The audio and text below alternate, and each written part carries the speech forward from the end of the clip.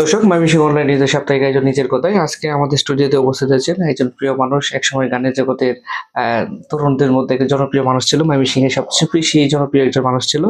ফেম ব্র্যান্ডের কর্ণধার, আমাদের প্রিয় মানুষ। আজকে আমাদের স্টুডিওতে উপস্থিত আছেন আলী হাসান ভূঁইয়া। সুমন ভাই, ভাই কেমন আছেন? আসসালামু আলাইকুম। আলহামদুলিল্লাহ ভালো আছি। আপনি কেমন আছেন? আছি আলহামদুলিল্লাহ ভালো। Good, good.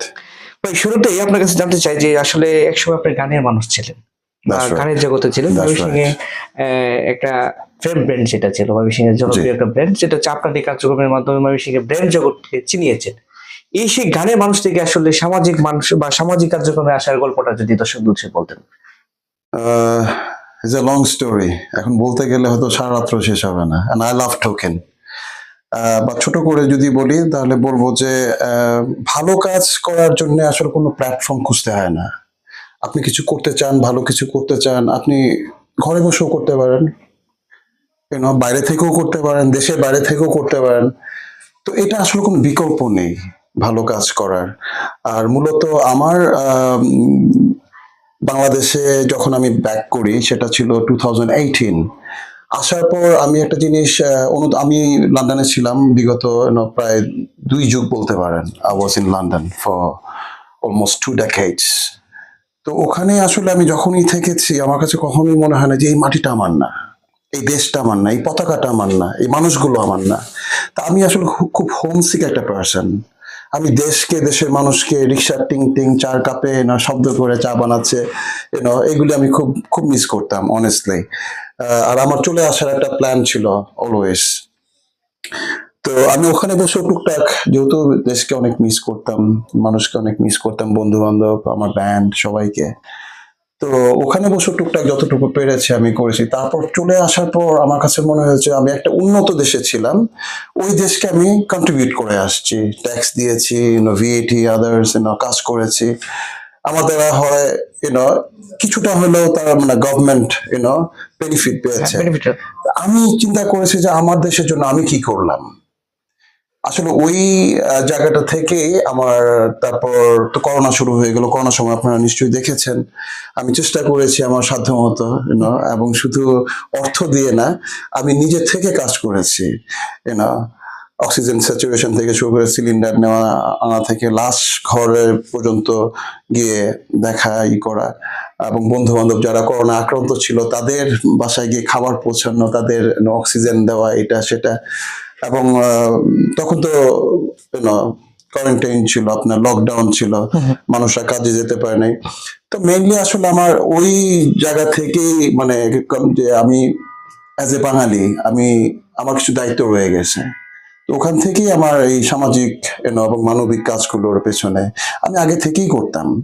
তো এইবার আসলে ব্যান্ড, যেহেতু আমাদের ফেম ব্যান্ড, আমাদের যেটা আমার পান্না চলে যাওয়ার পর আসলে ব্যান্ডের আমরা স্থগিত করে দিই, স্টপ করে দিই আমাদের কার্যক্রম। তো তারপরে থেকে তো আমাকে কিছু নিয়ে ব্যস্ত থাকতে হবে। তো মেইনলি আসলে ওখান থেকেই। বাট আমি ব্যান্ড থাকা অবস্থাতেও কিন্তু আমি সামাজিক কাজগুলি টুকটাক করে গেছি মোটামুটি ভাবে। ময়মনসিংহ শহরে যত বড় বড় সংগঠনগুলি বলেন, ওদের আমি ইন্ধন দেওয়ার চেষ্টা করেছি, কাজ করার, ওদের সাথে থেকে কাজ করা, শুধু টাকা পয়সা দিয়ে না, আমি নিজের থেকে কিন্তু কাজ করেছি। হ্যাঁ, আমরা দেখেছি বিভিন্ন সময়। তো দিস ইজ দ্য থিং। তো একসময় মনে করলাম যে আচ্ছা ঠিক আছে, সবাইকে যখন আমি করতেছি তো আমি নিজেও তো একটা সংগঠন করতে পারি, কারণ অনেক কিছু আমার সাথে না যেত না। আচ্ছা আচ্ছা। ট্রান্সপারেন্সির একটা ব্যাপার আছে, তো অনেক কিছু আমার সাথে যেত না। তো তখন আমি চিন্তা করলাম ওকে ফাইন, আমি যখন কন্ট্রিবিউশন করতেছি আমার নগরের জন্য, আমার দেশের জন্য, দেশের মানুষের জন্য, আর আরেকটা সংগঠনকে আমি আমি এখনো করি, অন্যান্য সংগঠনের সাথে আমি এখনো আছি। ইউনো আপনি মিস্টার আলী ইউসুফ সম্বন্ধে জানেন, উনি আমার ভেরি ক্লোজ ফ্রেন্ড, ওনার সাথে আমি এখনো আছি। নিরাপদ সড়ক চাই, ওটার আমি এখনো মেম্বার। আচ্ছা আচ্ছা। ক্লিন আপ বাংলাদেশ, আমাদের মতিউর রহমান ফয়সাল ভাই আছেন এখানে, অ্যাডভোকেট, ওনার সাথে আমি এখনো কাজ করি, এখনো আছি। তো কাজ করতেছি, আমার কাছে ভালো কাজগুলি চলুক। এটার জন্য আপনার দেশ বিদেশে থাকতে হয় না, আপনার ইচ্ছা শক্তি, প্রাণ শক্তিটাই মেইন। ধন্যবাদ জানাই ভাই। আসলে আপনার যে কার্যক্রমটা করে যাচ্ছেন বা সেই গানের মানুষ থেকে আসলে সামাজিক মানুষ হিসেবে গড়ে ওঠার জন্য যে কাজগুলো করতেছেন এজন্য আমরা স্বাগত জানাই। শুরুতেই আপনার কাছে জানছি আমরা ময়মনসিংহে জেনে জানতে পেরেছি বিভিন্ন কার্যক্রমে আলোচিত এবং মানে সব জায়গায় একটা নতুন একটা প্ল্যাটফর্ম তৈরি হয়েছে যেটা হচ্ছে আইকনিক ময়মনসিং। চেষ্টা করতেছি, আচ্ছা সেই এখনো সফল হতে পারি নাই এ না। না আমরা কিছু সময় দেখেছি মানুষের আলোড়নে ছিল বা মানুষের মধ্যে একটা নতুন একটা প্ল্যাটফর্ম এসেছে, That's মানে right. মানুষের একটা আলোচনা ছিল তা সর্বোপরি এই আইকনিক ময়মনসিংহের কার্যক্রম সম্পর্কে যদি দর্শকদের কিছু বলতে না। আইকনিক ময়মনসিংহ প্রথমে যদি বলতে হয় আমাকে বলতে হবে যে আমরা কমপ্লিটলি নন পলিটিক্যাল, অরাজনৈতিক, স্বচ্ছ, স্বার্থহীন, নিরপেক্ষ, আহ, মানবিক এবং সামাজিক একটা সংগঠন। আমাদের এখানে রাজনৈতিক ব্যাপারটা একদম জিরো টলারেন্স। আচ্ছা। রাজনৈতিকের কোনো ব্যক্তিবর্গ আমাদের আশেও নাই, পাশেও নাই, সামনেও নাই, পেছনেও নাই, এবং এটা জিরো টলারেন্স। আচ্ছা। আমি বলবো না যে রাজনৈতিকের সাথে যারা জড়িত আছেন তারা দেশকে ভালোবাসেন না বা তারা দেশের জন্য কাজ করেন না, আমি সেটা বলবো না, অবশ্যই ভালো, বাট আমরা একদম এই প্ল্যাটফর্মটা অরাজনৈতিক ভাবে কাজ করে যাচ্ছি। আহ, আর স্বচ্ছতার ব্যাপারেও আমরা খুবই মানে একদম বলতে পারেন অ্যাগ্রেসিভ বলতে পারেন, you can use this word, you understand, যে মানে নো চান্স, খুবই ট্রান্সপারেন্সি নিয়ে আমরা কাজ করি। এখানে কোনো আপনার কোনো ধরনের কোশ্চেন মার্ক, সরি। এবং আমাদের এর মধ্যে আমরা নোয়াখালীতে, শেরপুর, ধোবাউড়াতে আমরা একটা বনভোজের ব্যবস্থা করেছিলাম। নোয়াখালীতে প্রায় 4.5 টন খাবার নিয়ে গিয়েছি ওখানে। আমাদের একটা স্ট্রিট কনসার্ট হয়েছিল, আচ্ছা। এটা আপনার তেঁতুলতলাতে, পার্কে। জয়নুল পার্কে, হ্যাঁ। তো ওখানে আমাদের খুব ভালো একটা সাড়া পেয়েছিলাম আমরা, এবং খুব অল্প সময়ের মধ্যে আমরা প্রায় 2.5 লক্ষ টাকার মতো ক্যাশ ওখান থেকে সব মিলিয়ে আমরা অ্যারেঞ্জ করে তারপর আমরা এটা নোয়াখালীতে বন্যার্তদের হাতে আমরা পৌঁছাই। তো এই ব্যাপারগুলো, খরচের ব্যাপার আছে, হিসাবের ব্যাপার আছে, আমরা এগুলো কিন্তু সব ট্রান্সপারেন্ট, আমরা কিন্তু আমাদের গ্রুপে পোস্ট করে দিচ্ছি, আমরা পেজে পোস্ট করে দিচ্ছি। এবং কেউ যদি এই ব্যাপারে কখনো যদি এর মধ্যে মাঝখানে আমি একটু বলতে চাই যে আমাদের যে অর্থায়নগুলো, এটা কিন্তু আইকনিকেরই অর্থায়ন, মানে নিজস্ব অর্থায়ন, যারা আমাদের মেম্বাররা আছেন, যারা আমাদের আত্মীয় পরিজন আছেন, শুভাকাঙ্ক্ষী যারা আছেন, মেইনলি আইকনিকের নিজস্ব তহবিল, মানে অর্থায়ন থেকে এগুলি আমরা করি। আমরা বাইরে থেকে কোনো টাকা পয়সা নেই না। ইভেন আমরা যে শহরে বিভিন্ন কাজ করতেছি, বিভিন্ন সময় আমরা যখন সিটি কর্পোরেশনে যাই বা ডিসির অফিসে যাই, ওনারা অনেক সময়, যেমন মাঝখানে আমরা কম্বলের প্রোগ্রামটা করে আসছি, হ্যাঁ, কম্বল বিতরণের প্রোগ্রাম, তো ওনারা আমাকে বলেছিলেন, আমি no sir, we don't take it from, আপনারা যদি বলেন আপনারা অ্যারেঞ্জ করতে পারেন, আমরা বিতরণ করতে আপনাদের হেল্প করব, বাট আমরা কোনো কারো অনুদান হ্যাঁ, আমরা I think we are sufficient enough. আমরা এত হাজার কম্বল বিতরণে যাওয়া দরকার না, আমি 10টা কম্বল দিব আমার নিজেদের, হ্যাঁ, নিজেদের ফান্ডিং এ, সক্রিয়তা বলতে পারেন, সেলফ সেন্টার্ড বলতে পারেন। তো আমরা এই জিনিসগুলি একটু ফলো করি আর চেষ্টা করে যাচ্ছি। আইকনিকের যে কাজগুলো, একটু আগে আপনি যে কথাটা বললেন, এর মধ্যে আমরা শেরপুরও গিয়েছি, আমাদের একটা মেডিকেল টিম ছিল সব জায়গাতেই বন্যার্তদের মাঝে। আর শেরপুর, ধোবাউড়াতে আমরা গিয়েছিলাম আপনার গণভোজ, এখানে প্রায় 500 উপরে মানুষদের গণভোজ করানো হয়, ওখানেই রান্না টান্না করে আমরা করেছি। আর এটা গেল মানে মানবিক কাজটা, হ্যাঁ।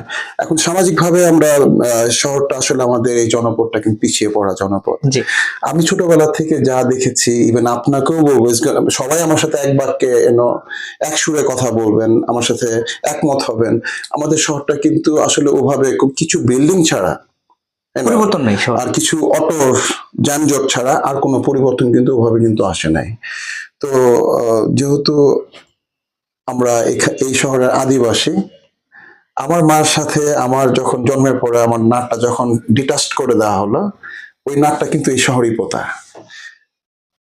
এই জায়গাটা থেকে যদি আমরা চিন্তা করি না, সবাই যদি চিন্তা করি একটু, তাহলে শহরটা কিন্তু আর পিছিয়ে পড়া জনপদটা থেকে এই যে নাম, মানে বদনাম, এটা কিন্তু ঘুচে আসে। সবাই যদি একটু একটু করে যদি আমরা করি, তো ওখান থেকেই কিন্তু আসলে করা যে আমাদের শহরটা কিন্তু আসলে ওভাবে কিন্তু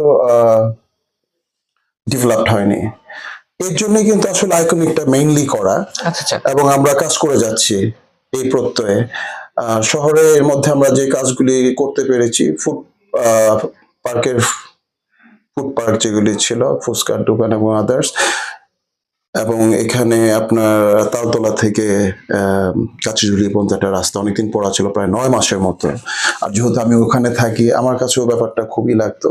তো এটা আমাদের সড়ক ভবনে মিস্টার সাদাম, আজকেও ওনার সাথে কথা হয়েছে আমাদের কার্পেটিং এর ব্যাপারে এবং অন্যান্য সাইড রোডের কিছু কাজ নিয়ে আমরা আজকেও মিটিং করেছি ওভার দ্য ফোন।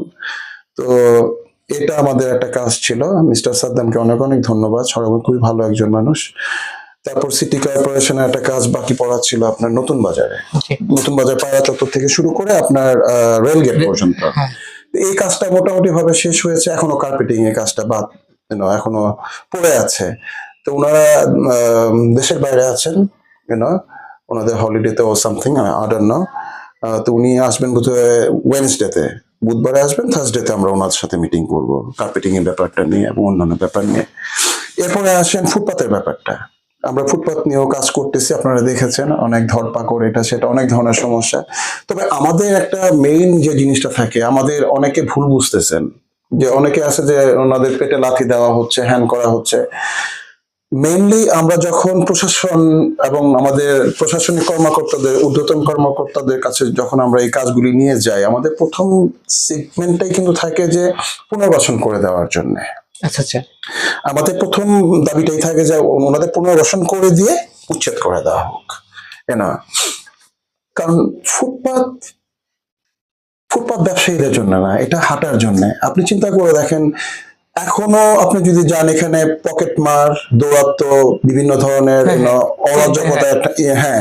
আপনি আসেন ঈদ পার্বণের ব্যাপার, আপনি আসেন দুর্গাপূজা বা পূজা উৎসবের সময়, অন্যান্য যে আমাদের জাতীয় যে উৎসবগুলো আছে, আমাদের মা বোনরা লাঞ্ছিত হয় ভিড়ের মধ্যে। আপনি আপনি ব্যাপারটা জানেন। হ্যাঁ। হ্যাঁ, তো এই ফুটপাত হচ্ছে মানুষের একটা নিরাপত্তার জায়গা, সেখানে আপনার নিরাপত্তা নাই, আমাদের মা বোনদের কোনো নিরাপত্তা নাই। ইভেন আপনি বেরোয় যাবেন, আপনার হাতের ঘড়িটা চলে যেতে পারে, আপনার মানি ব্যাগটা চলে যেতে পারে, মোবাইলটা চলে যেতে পারে।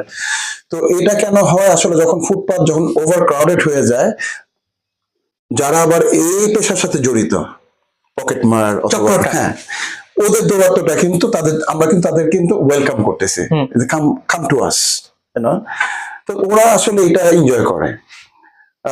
তো আমাদের মুখ্য বিষয়টাই হচ্ছে যে ওদেরকে একটা পুনর্বাসন করে দিয়ে তারপর উচ্ছেদের ব্যাপারটা। কারণ ফুটপাত কখনোই ফুটপাতদের জন্য না, বা ফুটপাতে যারা ব্যবসা করে তাদের জন্য না। পার্কে, পৃথিবীর কোনো জায়গাতে আপনি পাবেন না পার্কে আপনার এই খাবার দাবার। হ্যাঁ আছে, হয়তোবা ফুড কর্নার আছে, ফুড পার্ক আছে, অথবা পার্কের বাইরে লিমিটেড একটা টাইম দেওয়া থাকে।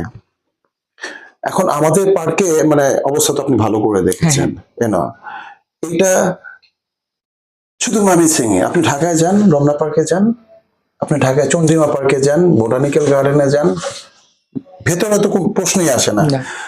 আমরা এগুলি নিয়ে আলাপ আলোচনা করে আসছি। আমাদের এখানে যারা ঊর্ধ্বতন কর্মকর্তারা যারা আছেন, প্রশাসনিক ভাবে আছেন, আসলে ওনাদেরও অনেক সময় হাত পা বাঁধা থাকে। আমরা ওনাদের দোষ দিলে হবে না, ওনারা অনেক চেষ্টা করতেছেন। বিশেষ করে city corporation, Bangladesh Mymensingh police department, ওনারা কিন্তু রেগুলার টহলে আছেন। বাট কিছু অদৃশ্য হাত এগুলির পেছনে, এটা আমরা সবাই জানি।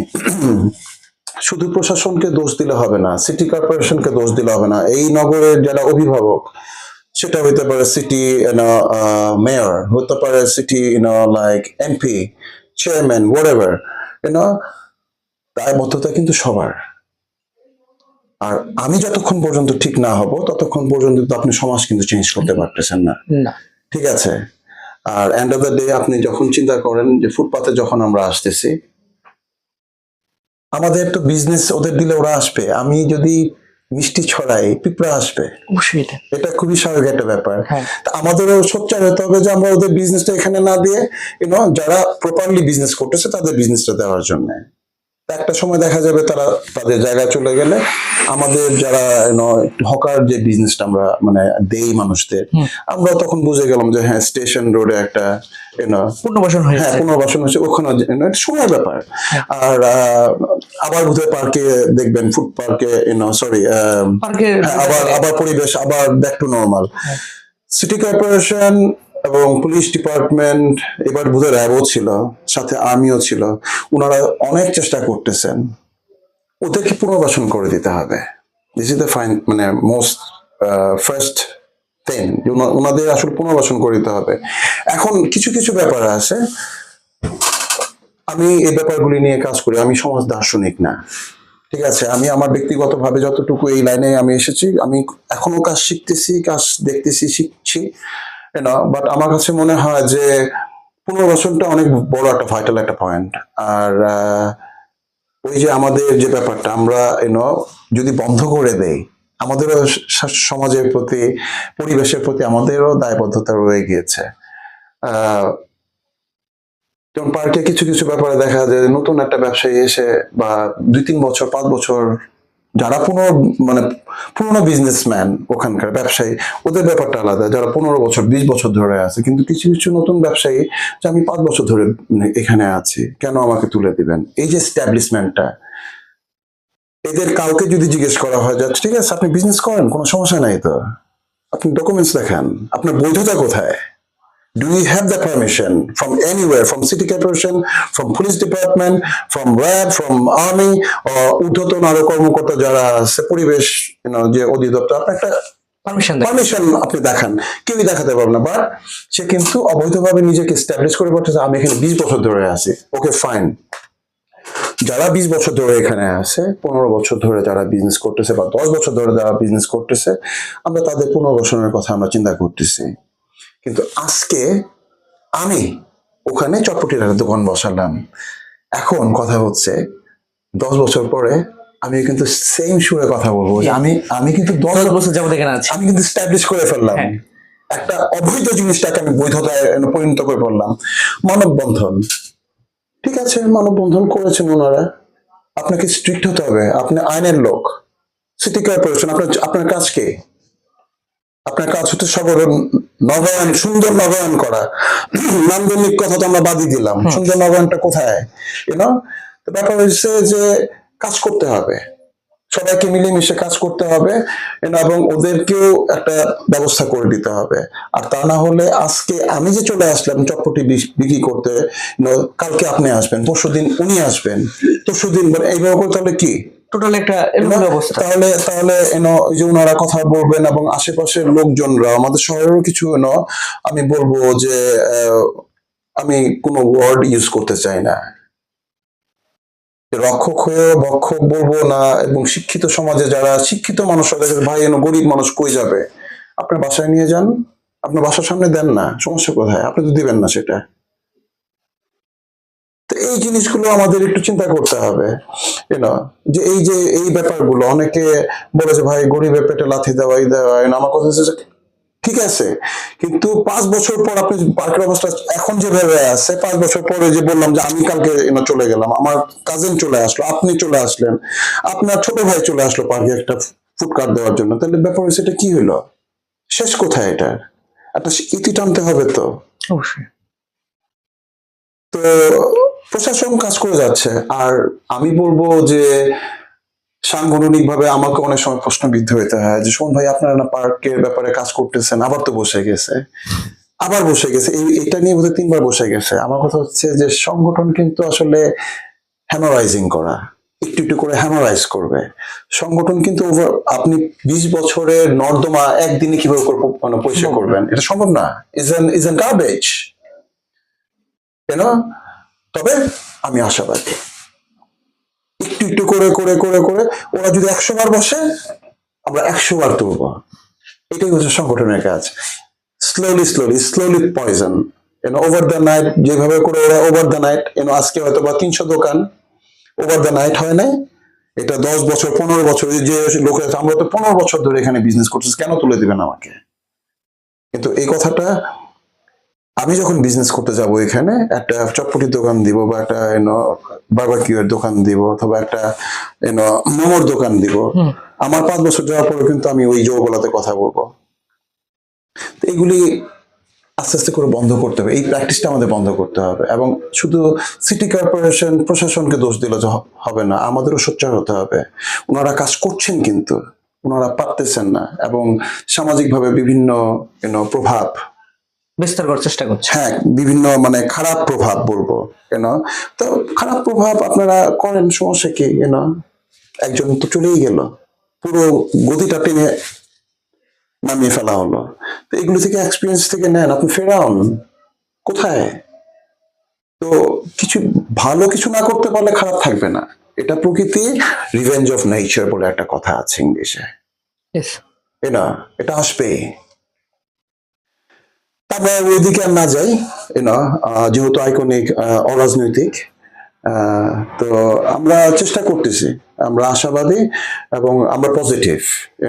আমরা যদি 100 বার 1000 বার যদি তুলতে হয় আমরা তুলবো, বাট আমাদের একটা থাকবে যে প্রশাসনিক ভাবে এবং সিটি কর্পোরেশন বা আদার্স যারা ঊর্ধ্বতন কর্মকর্তা, এই যে খেটে খাওয়ার লোকগুলো, অল্প পয়সা অল্প পুঁজি ইনভেস্টমেন্টের যে এই লোকগুলো ব্যবসায়ী, এদের প্রতি আমরা একটু খেয়াল রাখি। এবং আমার মনে হয় ওদের একটা পুনর্বাসনের সুষ্ঠু ব্যবস্থা করে দিতে পারলে, এবং একটা সাস্টেন্সিরও একটা ব্যাপার আছে। মানে আমি সারা রাত্র কথা বললেও শেষ হবে না। আমি ওই অল্প দিনে আমার যে অভিজ্ঞতা হয়েছে। হ্যাঁ যে এক্সপিরিয়েন্স হয়েছে, এটা বিশাল একটা সাইট, বিশাল একটা ব্যাপার। কোনটা দিয়ে শুরু করবো, কোনটা দিয়ে শেষ করবো বলেন? I do have a lot of experience in short time, and still I'm learning. আপনার সাথে আরেকটি বিষয় যুক্ত করতে চাই, যে বা যুক্ত করতে চাই যে দর্শকদের বিভিন্ন একটা প্রশ্ন থাকে যে বিষয়টা আসলে ময়মনসিংহ এর আমরা শিশু বলেন বা ফ্যামিলি নিয়ে এক জায়গায় যাওয়ার মতো পরিবেশ কিন্তু ময়মনসিংহে নেই।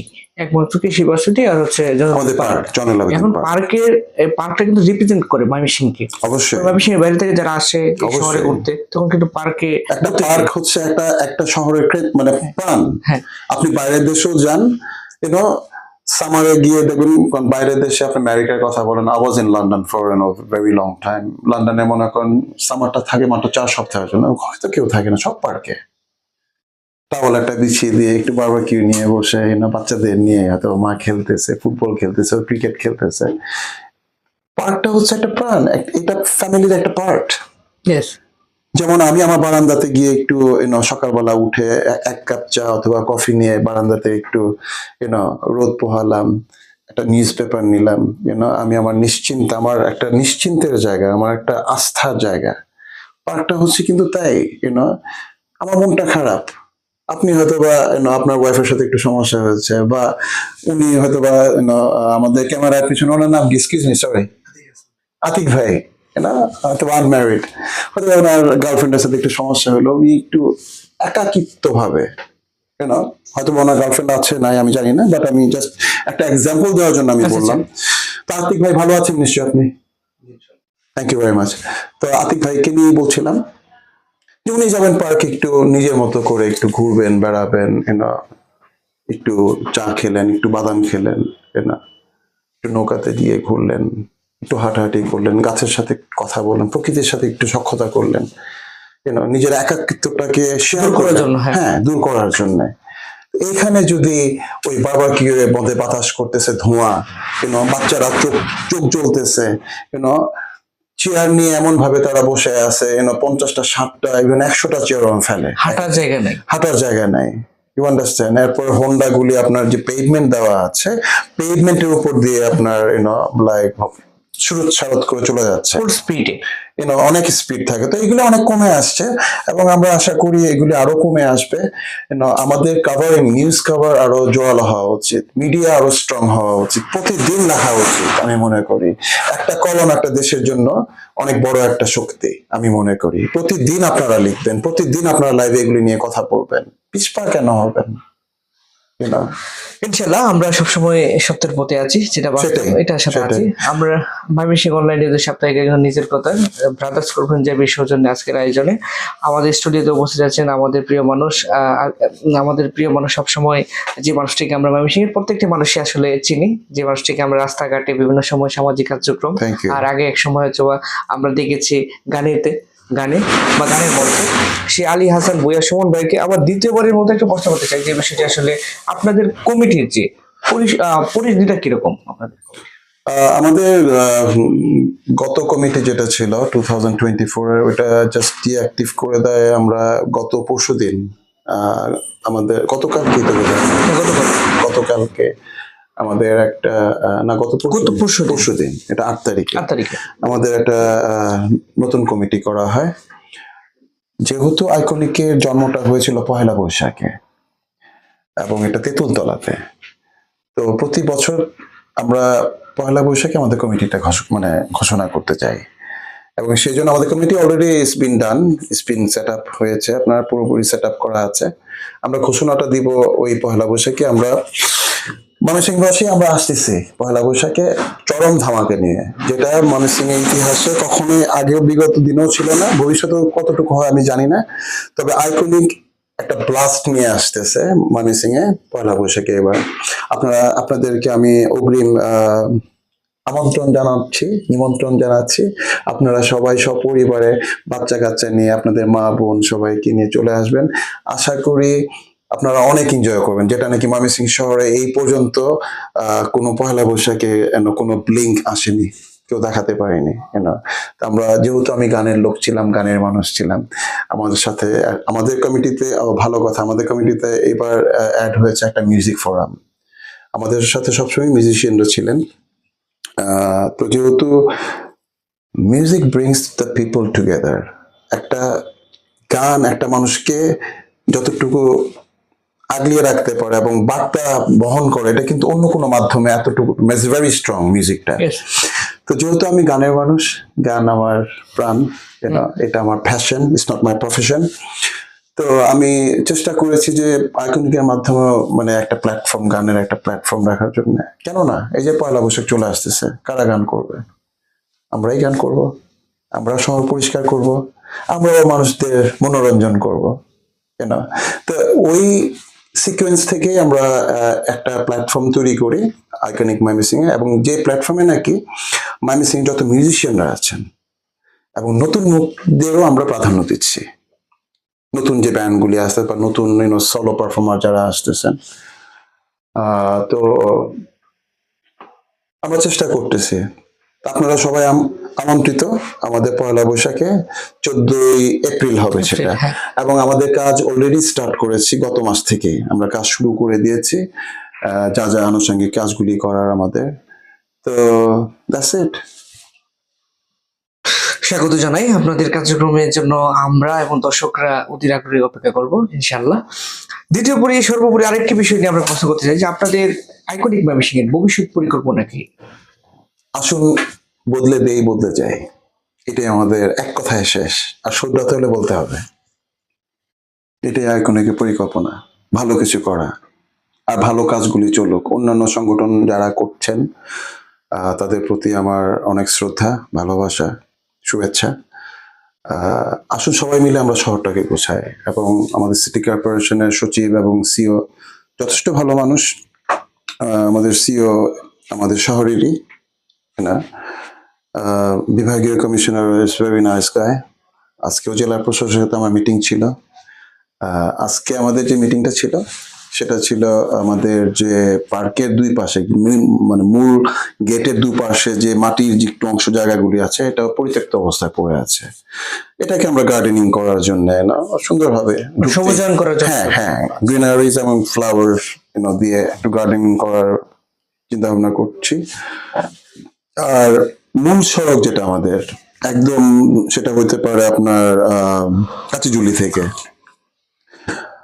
অথবা নতুন বাজার থেকে, যে ডিভাইডারটা সেন্টারে, হ্যাঁ ডিভাইডেড, হ্যাঁ ওই ডিভাইডারে যে আপনার কি বল ল্যাম্প পোস্ট গুলি যে আছে, ওখানে দুই পাশে আপনার প্রত্যেকটা পোস্টে আপনার ঝুলন্ত কিছু ফুলের গাছ টাছ দিয়ে, এটা গবেষণামূলক ভাবে আমরা কাজটা শুরু করতে যাচ্ছি খুব অচিরেই। এবং আমাদের সিটি কর্পোরেশনের সাথে এবং জেলা প্রশাসনের সাথে এবং বিভাগীয় কমিশনের সাথে আজকে আমাদের আলাপ হয়েছে।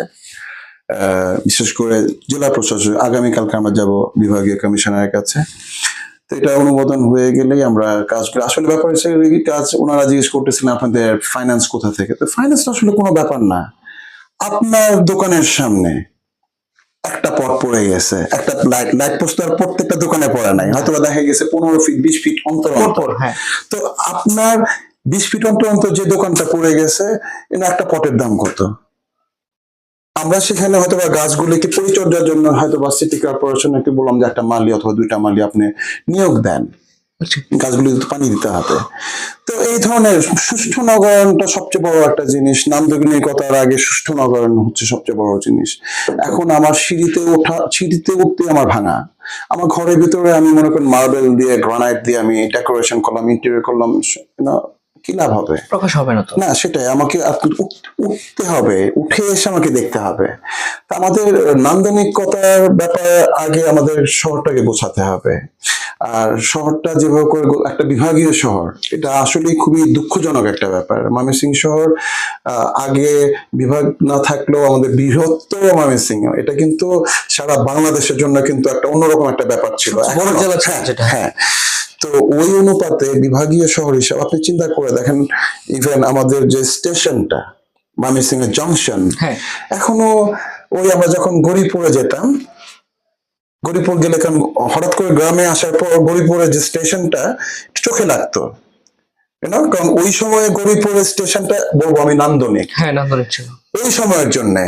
বাট ওই সময় গরিপুরের স্টেশনের জংশনের স্টেশনের যে ইটা ছিল আর ময়মনসিংহ এখন পর্যন্ত সেম ভাবেই পড়ে আছে। একটা বিভাগীয় শহরের জন্য এরকম একটা স্টেশন কোনোভাবেই কাম্য নয়। এবং আমরা এটা নিয়ে অলরেডি কাজ শুরু করেছি। আমরা এক দফাতে চলে যাব ময়মনসিংহ এর লোকজন নিয়ে, দলবল নিয়ে, যে আমাদের এটা চেঞ্জ করতেই হবে। এটা যেহেতু ঢাকা থেকে হয়, সেন্ট্রাল ভাবে হয়, আমরা বাংলাদেশ রেলওয়ের সাথে অলরেডি আলাপ করেছি এবং ওনারা আমাদের সাথে যোগাযোগ করবেন বলেছেন। এবং আমরা ময়মনসিংহে যারা যারা আছেন, এখানকার যারা সমাজ দার্শনিক যারা আছেন, সমাজ নিয়ে যারা কথাবার্তা করেন, চিন্তা ভাবনা করেন, ওনাদের সাথে আমরা বসে এবং আমাদের যে প্রশাসনিক যে কর্মকর্তারা আছেন ওনাদের সাথে আমরা বসে আমরা এই ব্যাপারটা আমরা আমরা আমরা বিভাগীয় শহর, আমরা বিভাগীয় শহরের মতোই দেখতে চাই। কারণ এই যে স্টেশনটা, এটা কোনোভাবেই এই শহরের সাথে এখন আর যায় না। ধন্যবাদ জানাই আমাদের সাপ্তাহিক আয়োজন ময়মনসিংহ অনলাইন নিউজের নিজের কথাই। আমাদের ব্রাদার্স কর্পোরেশন যে সৌজন্যে আজকের আয়োজনে আমাদের স্টুডিওতে উপস্থিত ছিলেন। আমাদের এতক্ষণ আমাদের বিভিন্ন বিষয় নিয়ে, আইকনিক ময়মনসিংহের যে বিষয়গুলো নিয়ে, তাদের পরিকল্পনা, ভবিষ্যৎ পরিকল্পনা, বর্তমানে কার্যক্রম নিয়ে আমাদের সাথে কথা বলেছেন আলী হাসান ভূঁইয়া সুমন ভাই। ভাই, সর্বশেষ আপনার কি মেসেজ থাকবে দর্শকদের উদ্দেশ্যে? আমার দর্শকদের উদ্দেশ্যে একটা একটা মেসেজ থাকবে, নিজে সজাগ হয়ে। শহরটা কোনো শহর কেউই চেঞ্জ করতে পারবে না, সেখানে যত বড় আপনার সচিব আসুক, সিটি কর্পোরেশনে যত স্ট্রং হোক, আমাদের সচেতন হতে হবে।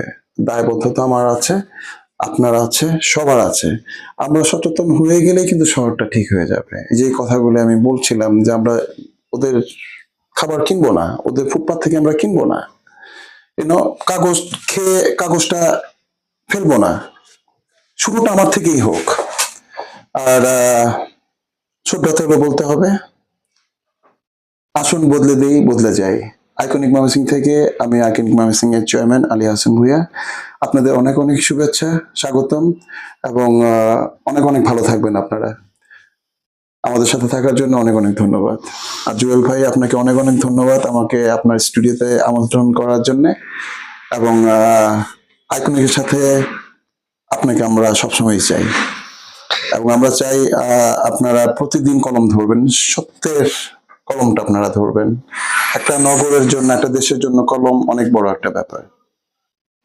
তো thank you very much again আমাকে একটা প্ল্যাটফর্ম দেওয়ার জন্য, আজকে এখানে আপনাদের সাথে কথা বলার জন্য সুযোগ করে দেওয়ার জন্য অনেক অনেক ধন্যবাদ।